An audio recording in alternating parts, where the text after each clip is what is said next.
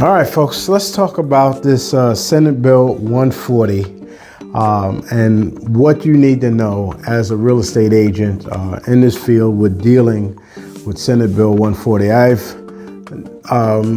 kind of did some research, made some quick notes so that I can brief you on it. So I'm going to be reading from my notes here because I want to make sure I cover everything as we're doing right here. And of course, just follow along with me, but please, what I want you to do is first not panic. The sky isn't falling right now.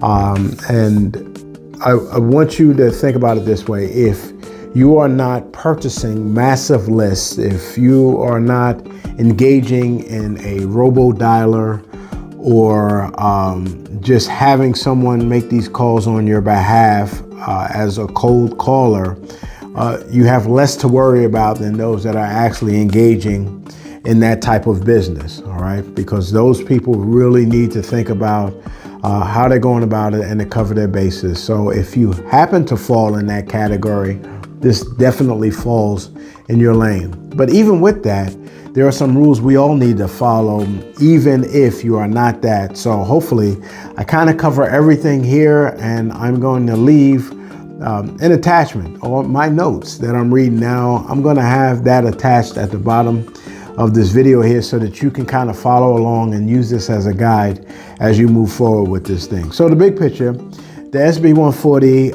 expands telephone communications. There was a time where the loophole was, well, texting is not necessarily making a phone call. So I'm able to skirt this rule because of that. Well, now they've included it into this new bill. So telephone solicitation to include calls, texts, picture, video messages, and any electronic message. They're trying to cover the field because there are a lot of complaints about people being spammed with these phone calls, with these text messages now and emails. So that's what they're doing. That promotes buying, selling, or property leasing. The violations equals lawsuits. Under the Texas Deceptive Trade Practices Act, consumers can sue you directly for actual damages, attorney fees, and even triple damages for intentional violations. So they are really cracking down on this, and they have opened the floodgates to allow consumers to step in and sue you personally if you violate any of these rules. So what's covered? Phone calls, text messages, multimedia messages, MMS, that's videos and photos, any electronic message that promotes real estate services. Any electronic messages that promotes real estate services. Now, this is from you to them directly. You're still safe to do this on your personal platforms that people subscribe to. That's fine. So Facebook, LinkedIn, Instagram, TikTok. If you're doing that, that's fine. You're blasting that out, and they have the option to receive that or not. But when you start going at them directly and using their personal phone number and or email, then that's when you have to watch out for any of these violations. All right. What is safe? Current and past clients. So current clients, transaction-related communication is fine. Stick to updates, reminders, and scheduling. All right. Keep it business. They are your current clients, right? Keep them business. You're not trying to solicit for something different than we're working on right now. You're simply staying in contact with them if they're your current client. Past clients, relationship touches are fine. Anniversaries, birthdays, those are all okay. Promotional content requires written consent. And I'm going to really harp on the written consent part. But if you're going to start sending them promotional materials, you need to get their permission first before that's done. So again, keep that in mind as you're moving forward. So rules you must follow. Consent must be written. No implied permission. Let me read that again. Consent must be written. No implied permission. So whether you drip this information out, whether you have an automatic message system out now, you must get their permission to market to them, even if they're past clients. All right, so we want to make that clear. It has to be written. Opt-out required include reply stop to unsubscribe. So we get these messages a lot where they'll spam us, and then to stop these messages, just reply stop. Yes, that now needs to be part of all of your messaging moving forward, especially if you're trying to solicit business. You need to have an option for them to stop receiving those type of messages from you. All right.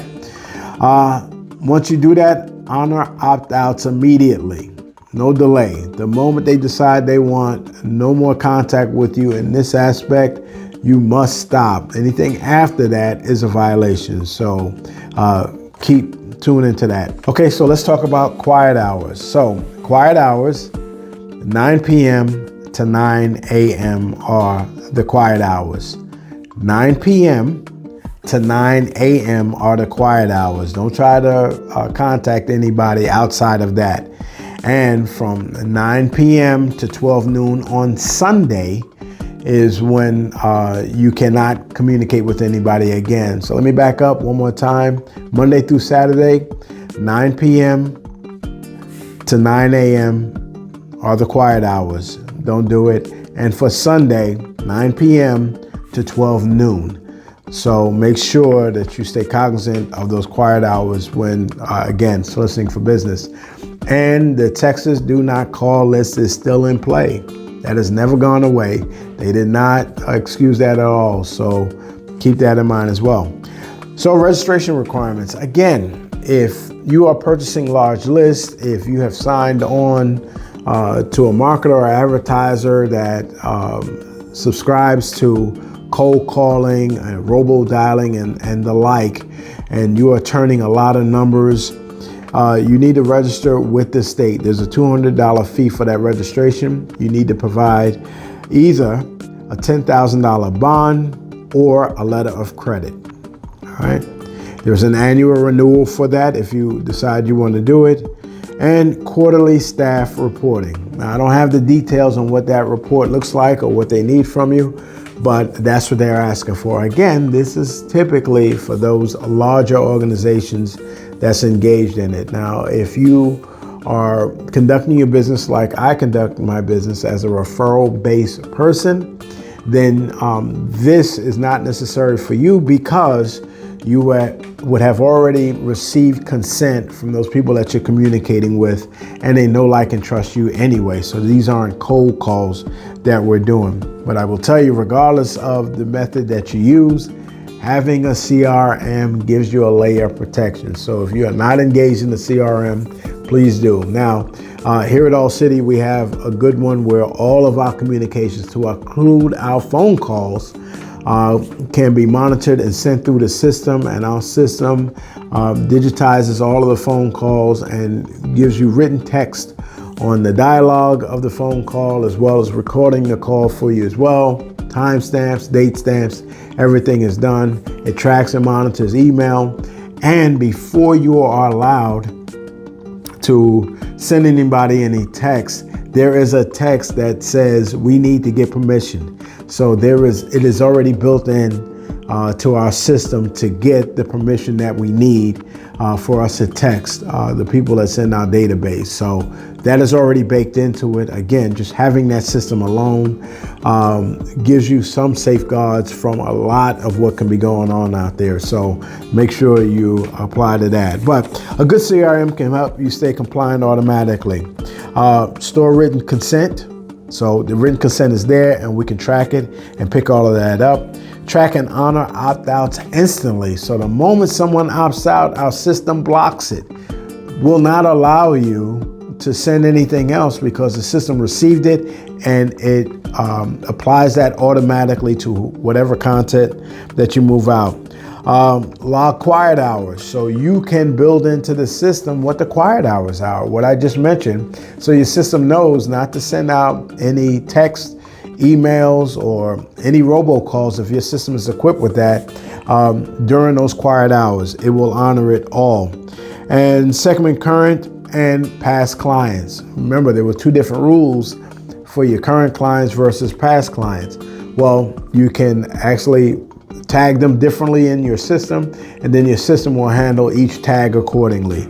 So having a CRM is something that you really want to consider if you're not using one now. If you need one, give me a call. Again, I am not pushing ours. I always advocate the best CRM in the world is the one that you're using. So whatever CRM you got it. God bless you. Continue on using it. But at a minimum, I hope that it has these things built into it so that you can take care of yourself. All right, so steps to take now. Here are the actions that I recommend you take now. Audit your outreach. Kind of go through your entire list and categorize these people. Are they a cold call? Did they contact you? Is it a past client? What's going on with that person? So do an audit with your database. Update intake forms. So as your forms are coming in, or you're creating forms for the clients, whether it's physically or electronically, make sure you add on there, hey, do I have permission to do it? Now, if you think about now, a lot of these websites, if you go and order food online, they're asking you, can I send you promotional material? They have that opt-in option available. You need to kind of build your system so you can do the same. Use your CRM. Once again, if you don't have one, get one. If you need one, I can help you with that. But if not, get a CRM and make sure it has these functions that will protect you in the future. If you're a team lead, if you're a mentor or coach out there, please train your people on how to approach the public from this day forward with respect to staying compliant with all of that. So you as a trainer, coach, mentor, make sure that you're on top of it. So if anybody on your team needs this assistance, not only are you training them now, but you can train people that comes thereafter. And when in doubt, document, consult, counsel, and know that all of this is in protection of your license. All right, so quick rundown. Again, Senate Bill 140, nothing to really be afraid about, but it's something you definitely got to pay attention to. If you have any questions at all, just give me a call. Let's sit down and talk about it. Again, I'm going to leave this very document that I was reading from down below so that you can use it as a reference, and make sure that you grab another agent who was not aware of what's going on and either point them to this video or send them the documents that's attached below. Listen, always honor to serve you. It's been my pleasure. I'm Ron Cookson with All City Real Estate. You have yourself a happy and productive day. I'll talk to you later. Bye.